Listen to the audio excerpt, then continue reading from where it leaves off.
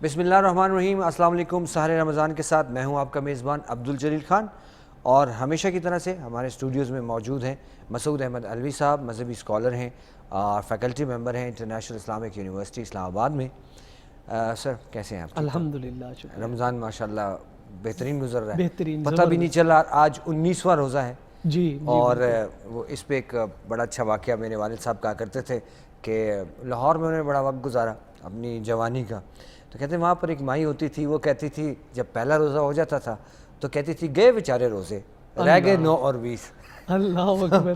تو یہ میں ویسے ہی گھر میں بتا رہا تھا کہ یار وہ تو سچ مچ ہی ایسا ہوتا جا رہا ہے، اتنی سپیڈ سے روزے گزر رہے ہیں، زندگی اتنی سپیڈ سے گزر رہی ہے، اور اس میں ہمیں ہوش کے ناخن لینے چاہیے، اور ہمیں اس کا احساس ہونا چاہیے۔ جس طرح یہ سمندر تو نہیں، دریا کے کنارے اگر ہم ریت کو ایسے اپنی مٹھیوں میں بند کر دیں تو پانی آہستہ آہستہ آہستہ ہماری مٹھیوں کو خالی کر دے گا، اور احساس تب ہوگا جب ہم کھولیں گے تو کچھ نہیں ہوگا۔ تو اسی طرح آج کا جو موضوع بحث ہے وہ یہی ہے۔ ماشاءاللہ آپ کا اس میں تجربہ بھی رکھتے ہیں، آپ کے بہت سارے شاگرد بھی ہیں، آپ ان کو سکھاتے بھی ہیں۔ قرآن کریم ہم پڑھتے ہیں اور یہ کوشش نہیں کرتے کہ اس میں جو الفاظ ہیں، اللہ تعالیٰ کا کلام ہے نا، اللہ تعالیٰ کے الفاظ ہیں، اللہ تعالیٰ نے یہ فرمایا، ان کا ترجمہ کیا ہونا چاہیے، ان کو سمجھ کے پڑھیں۔ اس کا ترجمے پہ آپ ہمیں سمجھائیے کہ وہ کیا طریقہ کار ہو جس طریقے سے ہمیں آسانی سے ترجمہ سمجھ آئے۔ اور اسی کویشچن سے جڑا ہوا ایک اور کویشچن کہ جو یہ قرآن جس طرح سے لکھا گیا ہے اور جس طرح عربی زبان ہے، کیا اس میں فرق بھی ہے؟ کیونکہ اس میں تو باقاعدہ ہم زیر زبر کی اگر یہ جو ایڈیشن ہوئی ہے، اس کے بغیر ہمیں سمجھنا یا پڑھنا مشکل ہے ہم اجمیوں کو، اس کی مدد سے ہم اس کو پڑھتے ہیں۔ تو کیا عربی زبان بھی ایسے ہوتی ہے یا نہیں؟ عربی زبان کا رسم الخط کچھ اور ہوتا ہے؟ جزاکم اللہ۔ آپ نے 2 سوال کیے ہیں اور میں چاہوں گا کہ دونوں کا میں الگ الگ جواب دوں۔ پہلی جو چیز ہے نا وہ یہ ہے کہ قرآن مجید کا ترجمہ، اس کے حوالے سے سب سے پہلی بات تو یہ سمجھنے کی ہے کہ قرآن مجید کا جو ترجمہ ہے وہ کسی بھی زبان میں نہیں ہو سکتا۔ حتیٰ کہ یہ پریکٹس پہلے تھی کہ قرآن مجید کے تراجم کو تراجم کہا جاتا تھا، لکھا بھی جاتا تھا، پڑھا بھی جاتا تھا، لیکن اب جو ماڈرن اسکالرز ہیں جنہوں نے اس پہ ریسرچ کی ہے وہ اس نقطے پہ اتفاق کرتے ہیں کہ اس پوری دنیا میں قرآن کریم کا کوئی ترجمہ ایگزسٹ نہیں کرتا، کیونکہ ایز ہیومن بینگ ہم لوگ we are unable to translate the holy verses of holy Quran. Quran کریم کی جو آیات ہیں ان کا ترجمہ کوئی انسان نہیں کر سکتا، کیونکہ قرآن کے جو الفاظ ہیں وہ تو اللہ کے ہیں، اور جو ترجمے میں ہوں گے وہ ہمارے الفاظ ہوں گے، جو تاثیر اس میں ہے وہ کبھی بھی ترجمے میں نہیں آ سکتی۔ اور اس کو میں اگزامپل سے بھی بتاتا ہوں۔ لیکن اس میں اب ایک ایڈیشن، کیونکہ اللہ تعالیٰ کے تو وہ الفاظ ہیں لیکن ہے تو انسانوں کے لیے، انسانوں کے لیے، یعنی جب تک انسان ان کو سمجھیں گے نہیں تو وہ اس پر عمل کیسے کریں گے؟ یہ بہت اچھی بات ہے۔ یہ سوال اس لحاظ سے اہم ہے کہ یہ قرآن کریم کا ترجمہ جو ہے اگر یہ نہ ہو، ہم سمجھ نہ پائیں، تو پھر اللہ اور انسان کے درمیان میں تو ایک وہ گیپ آ جائے گا کہ وہ اللہ پاک سمجھانے کے لیے قرآن اتار رہے ہیں اور اگلوں کو سمجھ نہیں آتا۔ میں ضرور اس بات کی طرف آؤں گا۔ پہلے اگزامپل سے میں یہ بتاتا ہوں کہ مشکل کس طرح ہے ترجمہ۔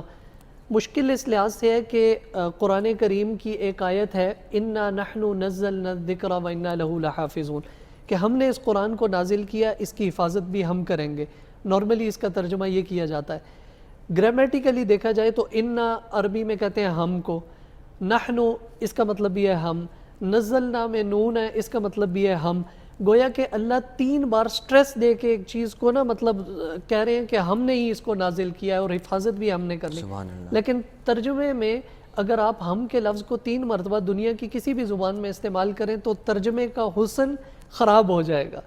لیکن اسی کے ساتھ یہ بات واضح ہونی چاہیے کہ جو مفہوم ہے قرآن کریم کو سمجھانے کا، یا جو قرآن مجید بات کر رہا ہے، ایسا نہیں ہے کہ وہ عوام تک نہ پہنچ پائے۔ بس یہ ہے کہ جو جس سٹائل کے ساتھ اللہ نے اس چیز کو اتارا ہے، انسان اس سٹائل کو دوسری زبان کے اندر کبھی نہیں کر سکتا۔ مطلب یہ کہ مفہوم اور تشریح اس کو ہم سمجھ سکتے ہیں۔ قرآن کریم جو بھی ہم کھولتے ہیں تو اس کے سائیڈ میں، قرآن کریم میں بھی سائیڈ میں تشریح ایک دی ہوتی ہے، یعنی ترجمہ تو دیا ہوتا ہے لیکن ساتھ میں ایک تشریح بھی سائیڈ پہ دی ہوتی ہے۔ اور اسی کے بارے میں تو فرمایا گیا ہے کہ وَلَقَدْ يَسَّرْنَا الْقُرْآنَ لِلذِّكْرِ فَهَلْ مِن مُدَّكِرٍ، قرآن کو ہم نے نصیحت پکڑنے والوں کے لیے آسان کر دیا ہے، تو کیا تم میں کوئی ہے جو اس پہ غور و فکر کر کے اس سے نصیحت پکڑے حاصل کرے؟ سبحان اللہ. آپ کو سنا ہے ٹرانسلیشن میں گولڈ میڈل بھی مل چکا ہے، اس کے حوالے سے ہمارے ناظرین کو بتائیے گا.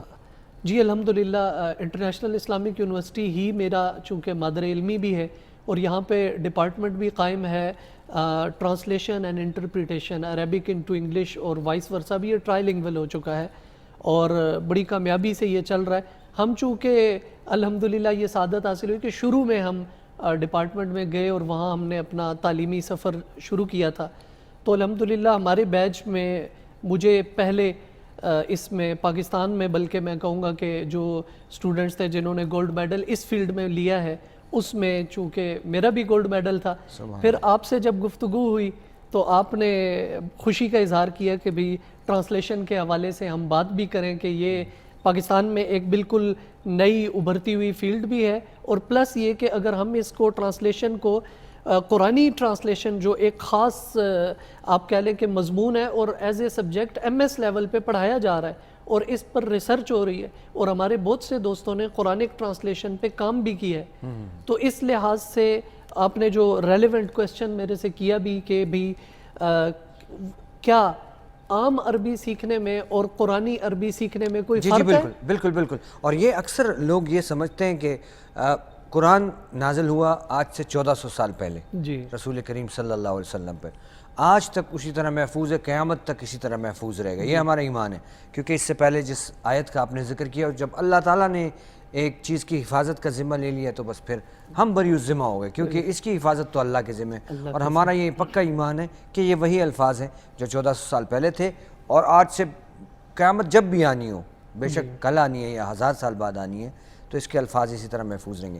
آج کل کی جو عربی زبان ہے یا بول چال ہے، وہ الفاظ اور یہ جو اس وقت کے جو قرآنی کتاب ہے قرآن کریم، تو یہ سیم ہے. عربی زبان چونکہ گلف کنٹریز میں سب سے زیادہ بولی جا رہی ہے آج کل، تو یہاں پہ دو قسم کی عربیاں ہیں. ایک عربی وہ ہے جو عام طور پہ لوگ اپنی گھروں میں، بازاروں میں یا اپنی انفارمل گفتگو میں استعمال کرتے ہیں، اس کو کہا جاتا ہے لغہ عامیہ. اور ایک عربی وہ ہے جو ٹی وی چینلز کے اوپر، اخبارات میں اور جو لٹریچر کی بکس ہیں ان میں استعمال ہو رہی ہے، گویا کہ یہ فارمل لینگویج ہے. اس کو کہتے ہیں لغہ فصحیٰ. تو یہ جو لغہ فصحیٰ ہے یہ قرآنی عربی کے بہت قریب ہے. قرآنی عربی اور جو حدیث والی عربی ہے اس کے یہ بہت زیادہ قریب ہے. اب میں اکثر سوال، جو بھی بندہ عربی سیکھنے کی کوشش کرتا ہے یا سوال لے کے آتا ہے کہ جناب میں عربی سیکھنا چاہتا ہوں، تو میرا پہلا سوال اس سے یہ ہوتا ہے کہ آپ عربی کیوں سیکھنا چاہتے ہیں؟ کیوں؟ اگر تو آپ کا مقصد ہے کہ عربی سیکھ کر میں قرآن اور حدیث کا فہم حاصل کروں، اتنی مجھے سمجھ آ جائے کہ میں جب نماز پڑھوں تو مجھے پتہ ہو کہ یہ جو امام صاحب الفاظ بول رہے ہیں، اللہ رب العزت ان الفاظ کے ذریعے مجھے کیا کہنا چاہ رہے ہیں. کیا کہنا چاہ رہے ہیں؟ آپ کا یہ مقصد ہے، یا آپ کا مقصد یہ ہے کہ عرب سوسائٹی میں آپ کمیونیکیٹ کرنا چاہتے ہیں، ان کے ساتھ بات چیت کرنا چاہتے ہیں. اگر تو آپ کا مقصد یہ والا ہے کہ آپ قرآن کریم کو سمجھنا چاہتے ہیں، اس کے الفاظ سمجھنا چاہتے ہیں، حدیث کے الفاظ سمجھنا چاہتے ہیں، پھر اس کا راستہ مختلف ہے، طریقہ اس کا مختلف ہے. جو سیکھنے کا ایک خاص طریقہ اور میتھڈالوجی ہوگی وہ ڈیفرنٹ ہوگی. اور جو آپ عربوں سے کمیونیکیٹ کرنے کے لیے سیکھنا چاہ رہے ہیں اس کا طریقہ مختلف ہوگا. صحیح. میتھڈالوجی کی آپ نے بات کی، تو اس کے حوالے سے کچھ بکس ریکمینڈ کر سکیں گے؟ کیونکہ رمضان کا مہینہ چل رہا ہے اور لوگ چاہتے ہیں کہ اس میں مطالعہ بھی کرتے ہیں اور دینی کتب کا زیادہ مطالعہ کرنا چاہتے ہیں، وہ کچھ بکس ریکمینڈ کر سکتے ہیں؟ جی، اس میں بھی آپ وضاحت فرمائیں کہ یہ جو قرآن سیکھنے کے لیے عربی یا عربی زبان سیکھنے کے لیے؟ قرآن سیکھنے، کیونکہ ظاہر ہے یہ تو نیکیوں کا اور رحمت و برکتوں کا مہینہ ہے، تو اس میں تو زیادہ تر رجحان وہ نیکیوں کی طرف ہی زیادہ ہونا چاہیے. بالکل. یہ جو قرآنی عربی ہے اس کو سیکھنے کے لیے بہت اچھا کام ہوا ہے، پاکستان میں بھی بہت اچھا کام ہوا ہے. جو بھی مطلب یہ ہمارے محترم ناظرین میں سے اس کا ارادہ رکھتے ہوں، تو میری نظر میں جو ایک طالب علمانہ رائے ہے میری کہ جو اب تک کام ہوا ہے اس میں دو کام بہت بہترین ہے. وہ دونوں کام مختلف اس لحاظ سے ہیں کہ ایک ہے قرآن کی فہم، کہ قرآن کی تفسیر کی طرف اگر آپ کا رجحان ہے پھر میں ایک بک ریکمینڈ کروں گا، اور اگر ڈائریکٹ آپ چاہتے ہیں کہ میں ترجمہ قرآن کریم کا سیکھ جاؤں تو اس کے لیے بھی ریکمینڈ کر دوں۔ اگر تو آپ کا فوکس ترجمے پہ ہے، پھر ایک کتاب ہے معلم القرآن۔ آج کل اسکولوں میں، پرائیویٹ اسکولوں میں بھی، اور غالباً میری معلومات کی حد تک سرکاری اسکولوں میں بھی یہ کتاب داخل نصاب ان میں سے ایک ہو چکی ہے۔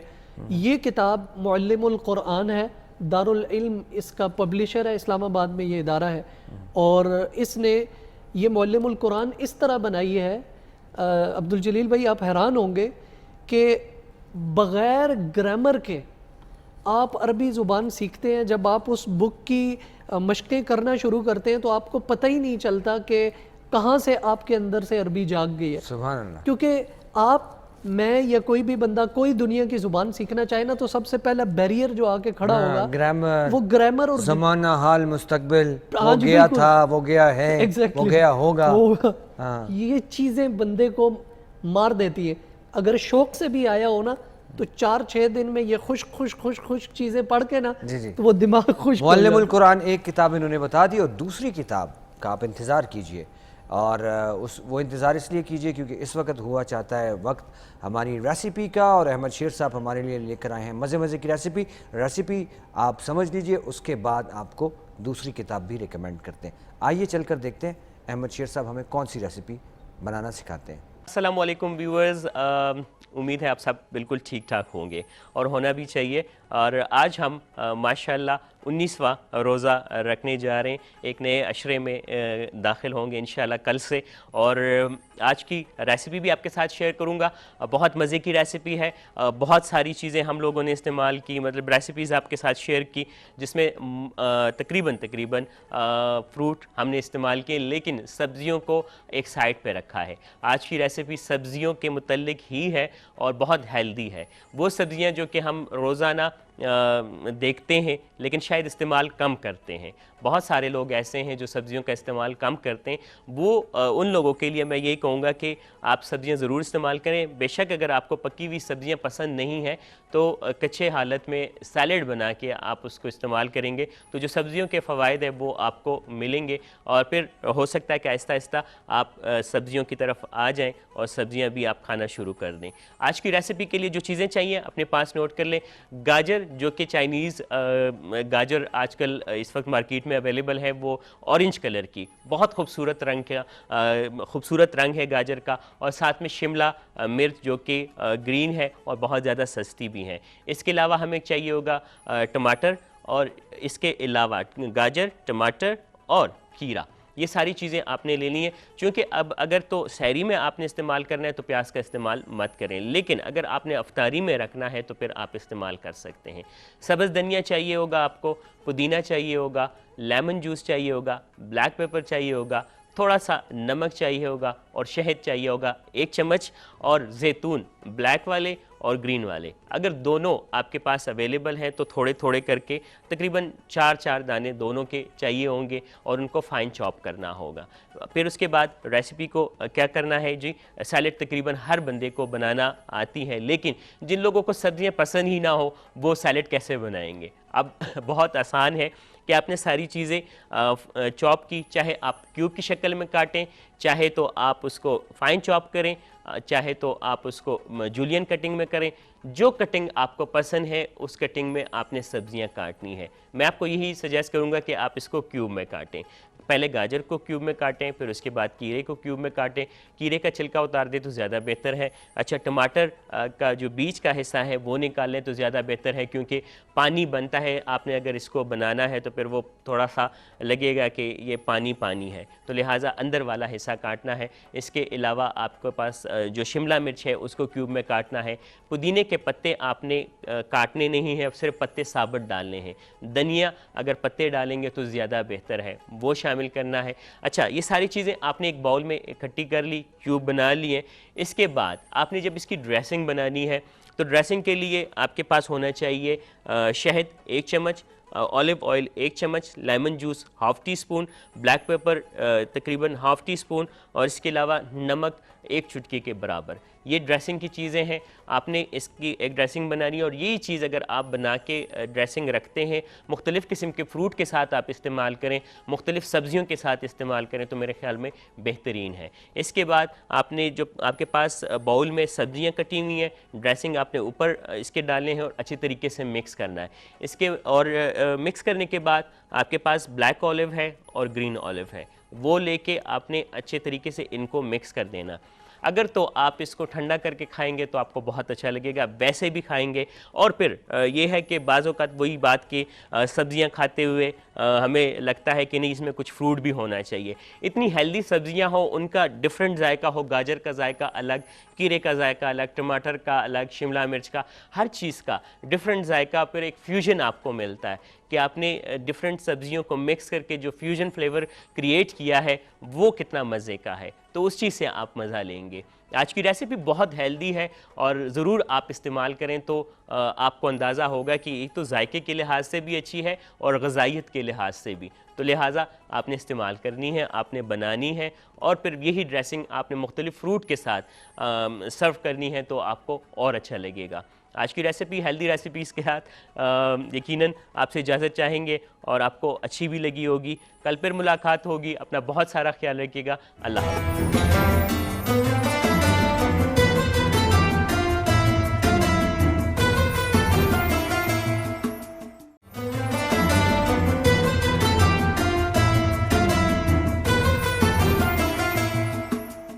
احمد شیر کی مزے کی باتیں آپ نے سنی. اسٹوڈیوز میں آپ کو ایک بار پھر خوش آمدید کہتے ہیں. ڈاکٹر مسعود احمد علوی صاحب سے بات چیت چل رہی تھی, اور یہ جو ہم پیکج پر گئے تھے اس سے پہلے ہماری یہ بات چیت چل رہی تھی کہ کوئی ایسی کتاب جو قرآن کریم کا جو ترجمہ ہے وہ سمجھنے میں مدد دے سکیں. تو ایک کتاب انہوں نے ریکمنڈ کی, معلم القرآن, اور دوسری کتاب بھی آپ کوئی ذکر کر رہے تھے. جی, معلم القرآن جو ریکمنڈ کی تھی اس کا جو ہدف تھا وہ یہ تھا کہ آپ یہ کتاب پڑھنے کے بعد بہتر یہ ہے کہ کوئی عربی جاننے والے استاذ ہوں, ان سے آپ ان کی رہنمائی میں پڑھتے جائیں. ورک بک ہے بیسیکلی, یہ آپ نے اس پہ کام کرتے جانا ہے اور انہوں نے جسٹ اس کو چیک کرنا ہے, اور گرامر کی پیچیدگیاں اس کے اندر نہیں ہے. اس سے کیا ہوگا کہ آپ کو قرآن مجید کا ترجمہ, ٹرانسلیشن جو ہے وہ آ جائے گی انشاءاللہ. دوسری کتاب ہے وہ ہے قرآن مجید کا فہم حاصل کرنے کے لیے, کہ جو مطلب آپ اس کو دوسرے الفاظ میں کہہ سکتے ہیں کہ قرآن مجید کی آسان تفسیر یا تفسیری نکات آپ اس کے ذریعے سمجھ سکتے ہیں. یہ کتاب ہے مطالعہ قرآن حکیم, اور یہ شجاع الدین شیخ صاحب نے لکھی ہے کتاب, اور تمام جو بڑے بک اسٹورز ہیں وہاں پہ یہ بک اویلیبل بھی ہوتی ہے.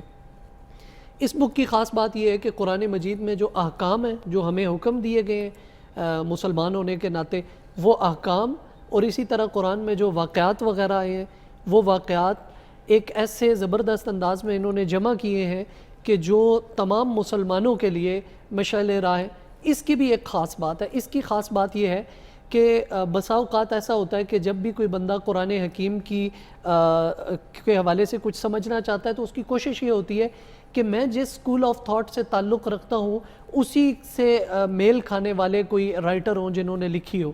تو یہ مطالعہ قرآن حکیم کے جو رائٹر ہیں انہوں نے اس بات کا خاص اہتمام کیا ہے کہ ایک ایسی چیز بنائی جائے جو تمام مسلمانوں کے جو اسکول آف تھاٹس ہیں ان کے لیے قابل قبول ہو. بلکہ اسی بک کے شروع میں انہوں نے تمام جو, اگر میں اس کو زیادہ کلیئر کروں تو کسی بھی مسلک سے ہوں, ہاں جی, کسی بھی مسلک سے ہوں تو وہ اس کو پڑھ سکتے ہیں. بلکہ اس کی انہوں نے شروع میں تمام مسالک کے جو بڑے علماء ہیں ان کی تائید بھی انہوں نے اس کے شروع میں لے رکھی ہے. تو اس لحاظ سے اگر آپ ایک کھلے دل کے ساتھ قرآن کریم کے تفسیری نکات کا مطالعہ اور سمجھنا اور فہم چاہتے ہیں تو آپ مطالعہ قرآن حکیم میں آپ کو ریکمینڈ کروں گا کہ یہ آپ اپنے مطالعے میں رکھیں. سبحان اللہ. اچھا, قرآن کریم کے حوالے سے ہماری بات ہو گئی. اسی طرح اگر ہم احادیث کے حوالے سے بات کریں تو احادیث کی کچھ ایسی کتب اگر آپ ریکمینڈ کرنا چاہیں. احادیث مبارکہ پہ بھی ہمارا اتنا ہی فوکس ہونا چاہیے کہ قرآن کریم کی ہم تلاوت زیادہ سے زیادہ کریں, اور احادیث ہم اپنے اخلاقیات کو سنوارنے کے لیے اور اپنی جو ہماری 24 گھنٹے کی لائف ہے اس کو سنوارنے کے لیے ہم لوگ استعمال کریں. اس میں دو چیزیں ہیں احادیث میں. ایک یہ کہ ہر مسلمان اگر اس نے بچپن میں سیرت کا مطالعہ کر رکھا ہے تو وہ سیرت کا مطالعہ مزید اس کو بڑھائے اور اب یہ کوشش کرے کہ وہ دوسروں کو منتقل کرے. دوسرا کام یہ کرے کہ احادیث مبارکہ جو ہماری ڈیلی روٹین ہے اس میں پیش آنے والی ہے, ان میں رہنمائی فراہم کرنے والی ہے, وہ ہمیں فنگر ٹپس کے اوپر یاد ہونی چاہیے. اس میں چہل حدیث کے نام سے ایک کتاب ہے جو کہ جس میں 40 احادیث جمع کی گئی ہیں, اور 40 احادیث یاد کرنے کے فضائل بھی بہت زیادہ ہیں. یہاں تک کہ 40 احادیث جس بندے کو یاد ہوں گی, قیامت کے دن اللہ رب العزت اس بندے کا شمار اہل علم میں فرمائیں گے, کیونکہ اس کو اتنا علم ہے اس حوالے سے. تو بچوں کے لیے بھی اور بڑوں کے لیے بھی, بچوں کو سیرت کا شوق دلانا اور بچوں کو سیرت پڑھانا یہ والدین کی ذمہ داری ہے, اور یہ ایک خاص ایج جو سکول گوئنگ بچے ہیں ان کے لیے تو بیسٹ ہے. ایک رائٹر تھے جنگ کے, اشتیاق احمد مرحوم.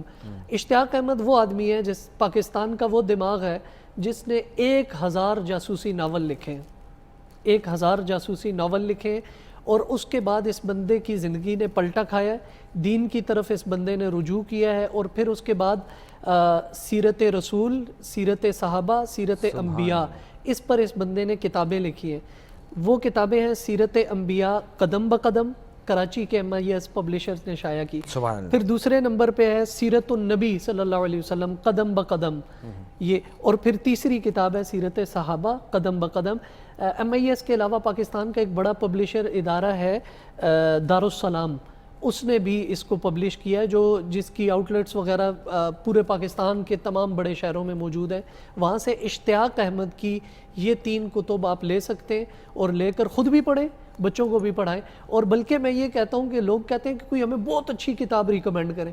وہ جو بہت اچھی کتابیں ہوتی ہیں وہ ایسے لوگوں کے لیے ہوتی ہیں کہ جنہوں نے پیچھے مطالعہ سٹرونگ ہوتا ہے, تو وہ چیزیں جو ہوتی ہیں نا تھوڑی ایڈوانس لیول کی ہوتی ہیں. تو میں بڑوں کو بھی کہتا ہوں کہ آپ لوگ اس کا انتظار نہ کرو کہ میں نے بڑوں والی کتابیں پڑھنی, آپ وہاں سے پڑھنا شروع کریں جہاں سے بچے پڑھتے ہیں, تاکہ آپ کا تاکہ آپ کے بیبی سٹیپس تو شروع ہو نا, پھر آگے آپ دوڑنا سیکھیں.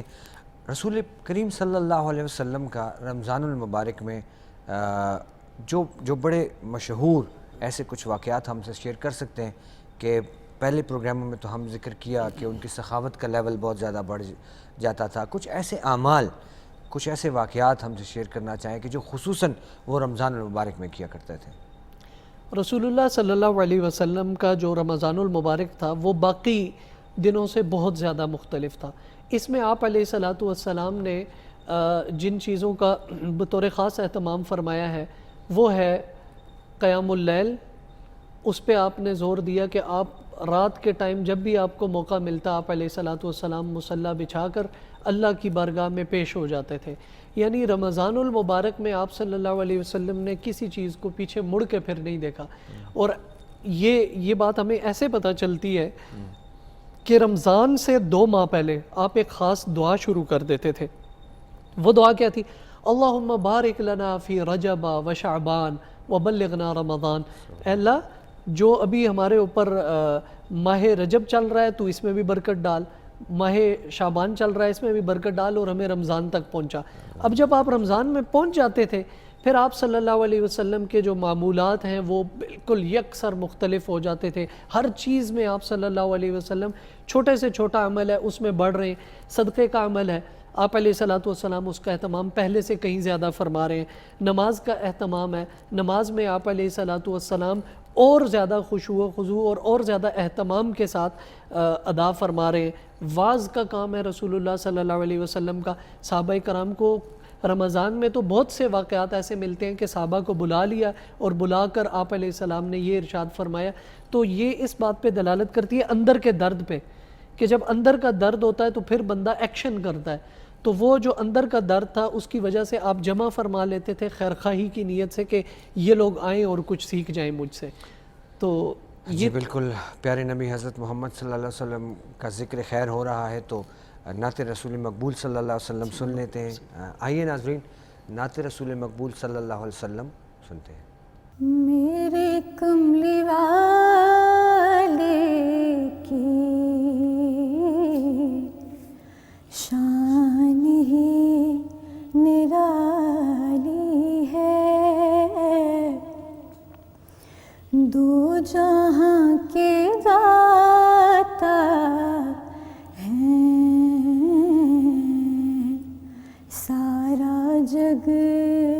سوالی ہے، چاند کی طرح ان کو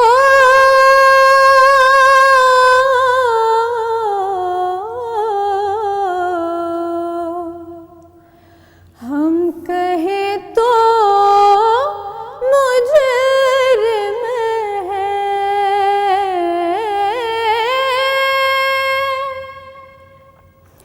چاند کی طرح ان کو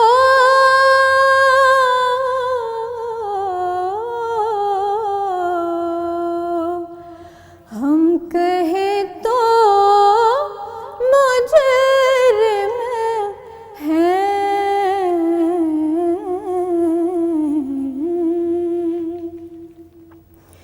کیونکہ ان کی چوکھٹ پر چاند خود سوالی ہے، وہ بلال حبشی ہو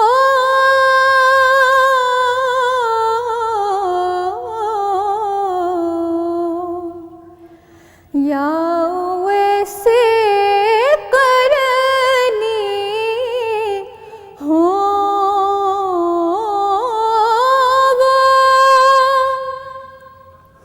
بلال حبشی ہو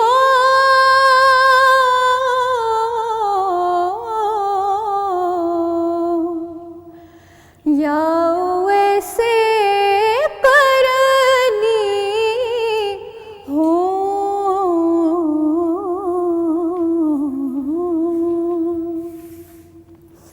ان پہ مرنے والوں کی ہر ادا نرالی ہے،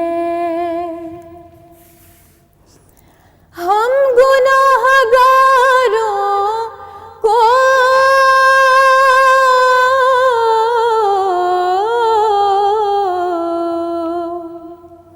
وہ رب سے بخشوا لیں گے، ہم گناہ گاروں کو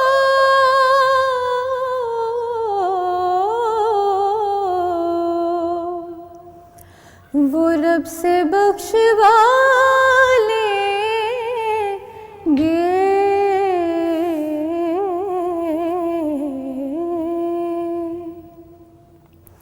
ان کے رب نے کب ان کی کوئی بات ٹالی ہے، میرے کملی والے کی شان ہی نرالی ہے۔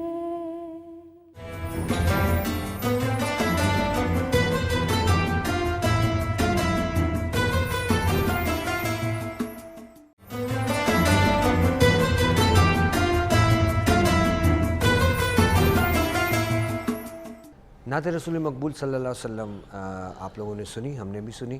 اسٹوڈیوز میں موجود ہیں مسعود احمد علوی صاحب۔ ہم نے رسول پاک صلی اللہ علیہ وسلم کے ان اعمال کا ذکر کیا کہ جو وہ زیادہ کر فرماتے تھے رمضان المبارک پہ، اس پر آپ روشنی ڈال رہے تھے، تو اس میں آپ نے چیدہ جو باتیں وہی کی کہ یعنی مطلب یہ ہے کہ عبادات کا بڑھاؤ، اور پھر وہ آپ نے 2 مہینوں کا بھی ذکر کیا کہ تب سے ان کی دعا ایک شروع ہو جاتی تھی کہ یا اللہ ہمیں خیر و برکت کے ساتھ رمضان کے مہینے تک پہنچا دیں۔ اس کے علاوہ کچھ ایسا واقعہ رمضان المبارک سے جڑا ہوا جو آپ صلی اللہ علیہ وسلم کی زندگی میں ہو اور ہمارے لیے اس میں سے بہت سیکھنے کا کوئی عمل ہو؟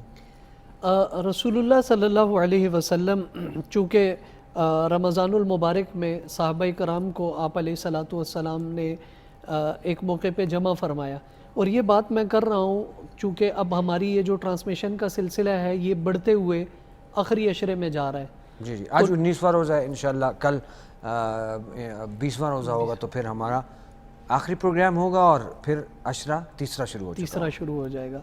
تو آپ علیہ الصلوۃ والسلام نے صحابہ کرام کو بلایا، اور بلا کے آپ علیہ الصلوۃ والسلام نے جب جمع ہو گئے تو آپ صلی اللہ علیہ وسلم نے فرمایا کہ میں تمہارے پاس آج ایک خاص بات بتانے آیا تھا، اور وہ یہ کہ میں تعیین کرنے کے لیے آیا تھا کہ اس آخری عشرے میں لیلۃ القدر کب ہوگی.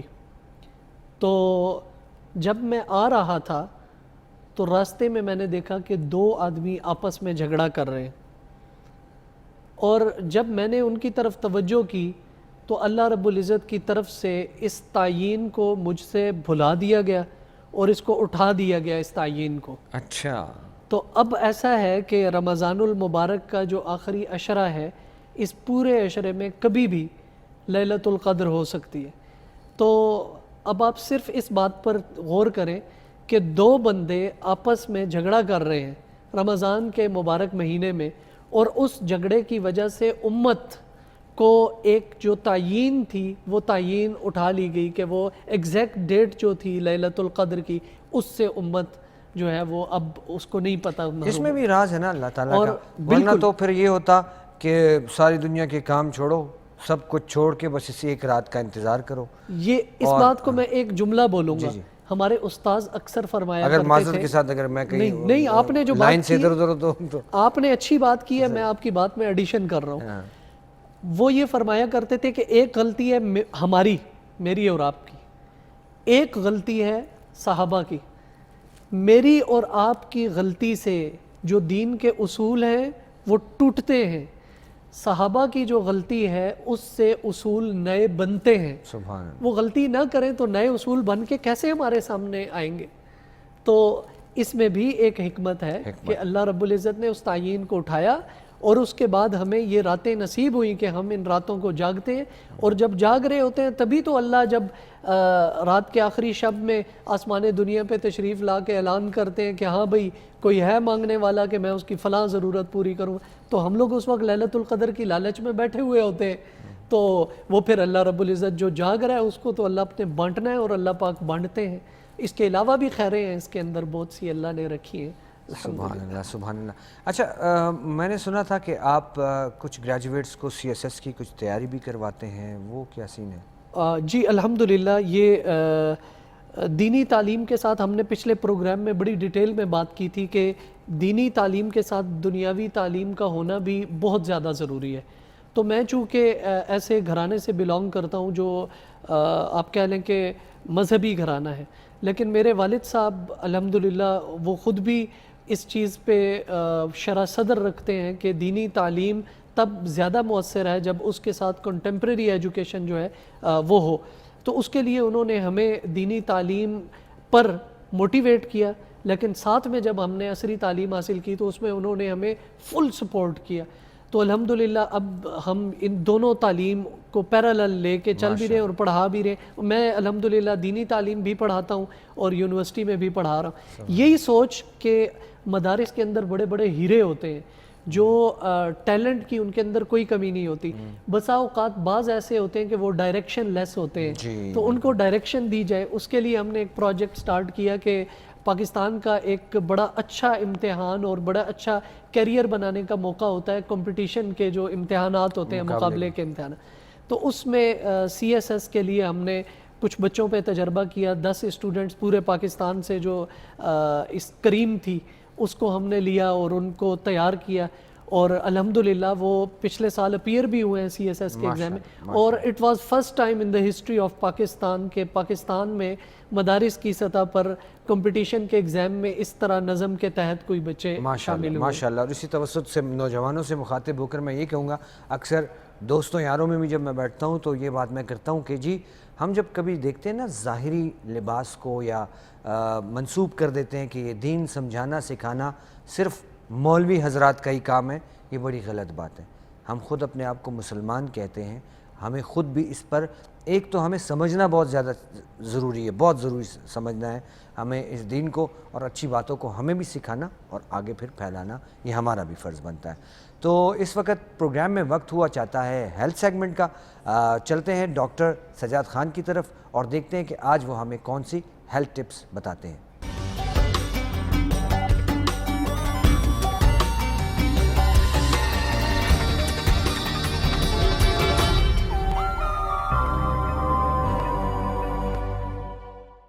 بسم اللہ الرحمن الرحیم۔ السلام علیکم ناظرین، میں ہوں ڈاکٹر سجاد۔ آپ کی ملاقات مجھ سے ہوتی ہے ہر سحر میں، روزہ اور افطار پروگرام میں۔ ہم یہ پروگرام اس لیے کرتے ہیں کہ آپ کو گھر بیٹھے ہوئے جو ہے وہ چھوٹی چھوٹی سی انفارمیشن دیتے رہیں تاکہ آپ کی صحت جو ہے وہ اچھی رہے۔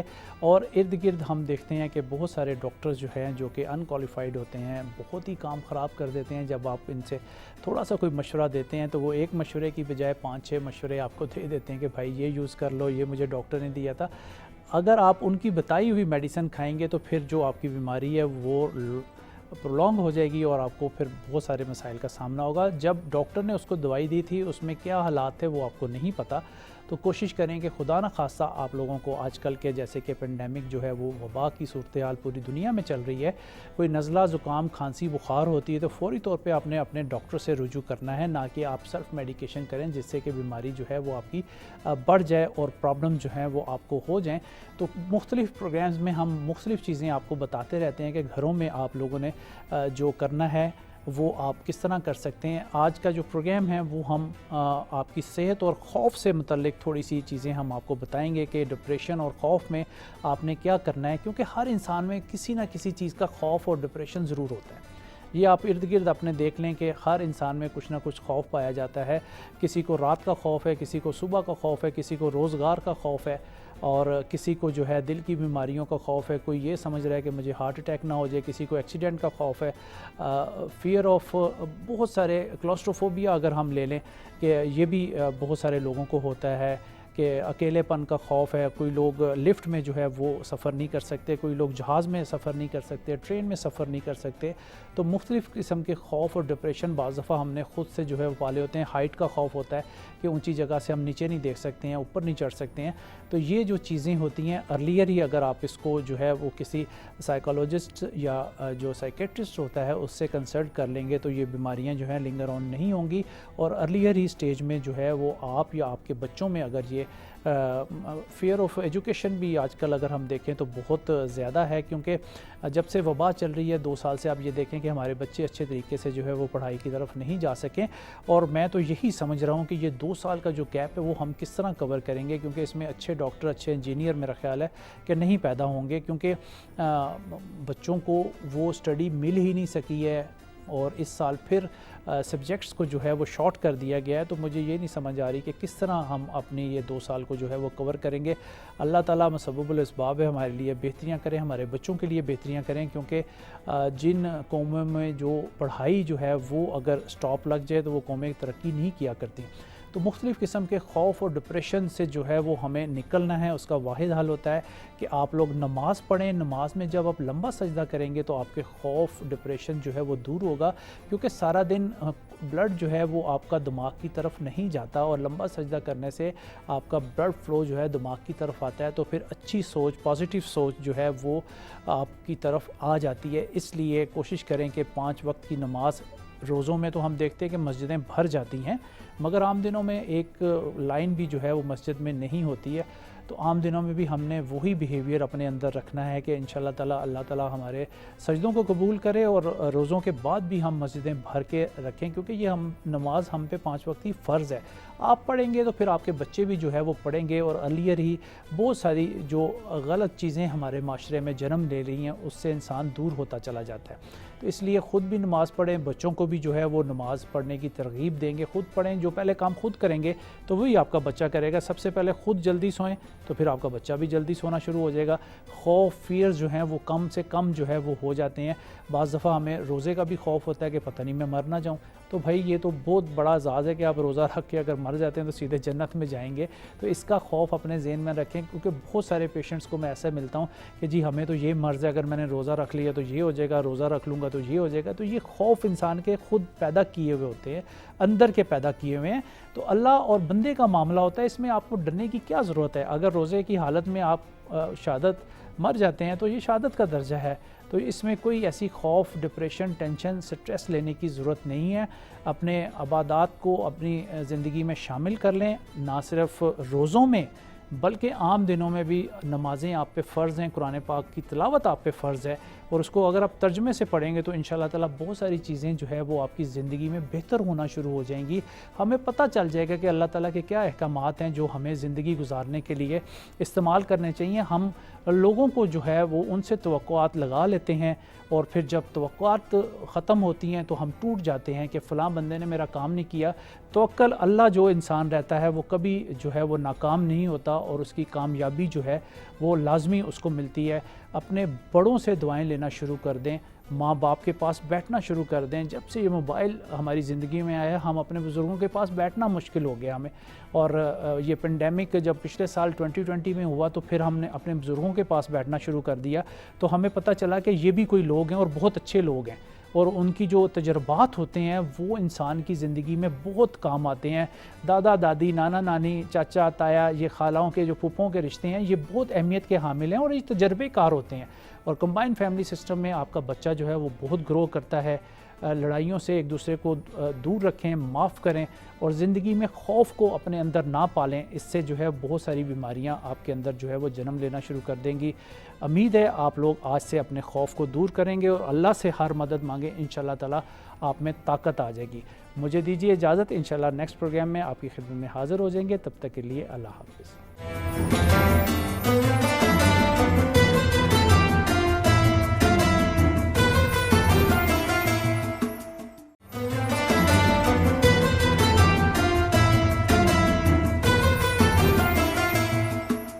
ہیلتھ سیگمنٹ آپ نے دیکھا. اسٹوڈیو میں ایک بار پھر آپ کو خوش آمدید کہتے ہیں. اسٹوڈیوز میں ہمارے ساتھ موجود ہیں مسعود احمد نلوی صاحب, اور ان سے گفتگو کا سلسلہ آگے بڑھاتے ہیں.